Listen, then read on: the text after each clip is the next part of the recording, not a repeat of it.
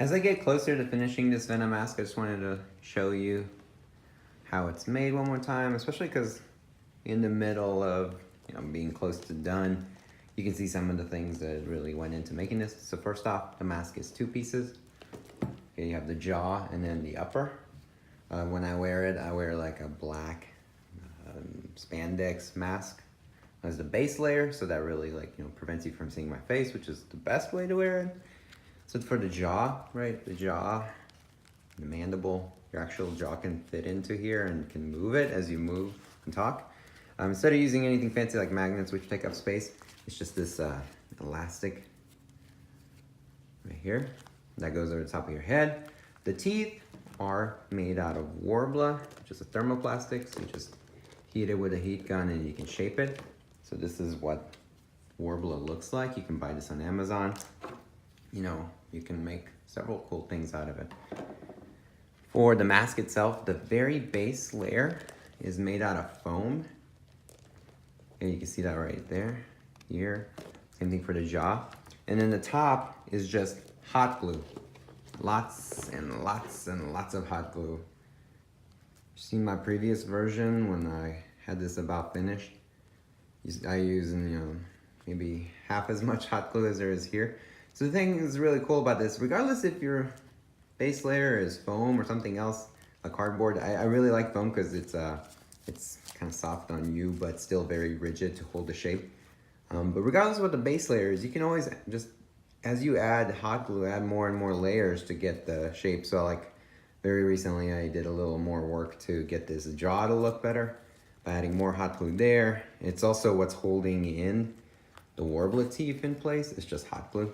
So these are not painted, so is the eye. It's also not painted, but that's why you're getting like a progress shot. You can see like some of this hot glue right back here. Still, I didn't get it painted with the, for painting, I use this Rust-Oleum paint and primer in one, this gloss black. So you definitely want it to be gloss.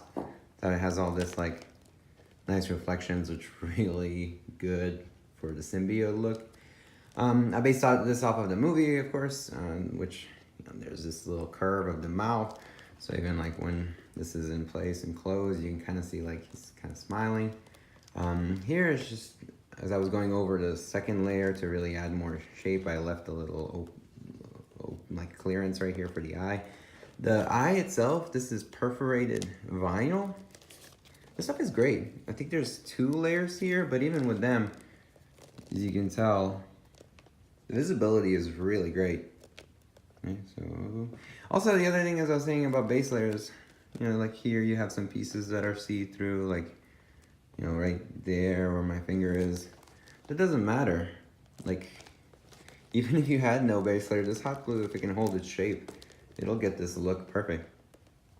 So yeah, this is just the whole bit of foam, and the other pieces are barge contact cemented down to hold the foam to itself, and other, I guess, pieces like the vinyl down, so that's what this is.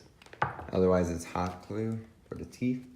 And, here's a piece of foam to show you, this is just a small sample of what went into making that. After I built it, I actually had to go in and cut out a lot from the inside. So that's why there are some pieces that are open as they are. But this really helps like with the timing. I can get this mask on in like a few seconds.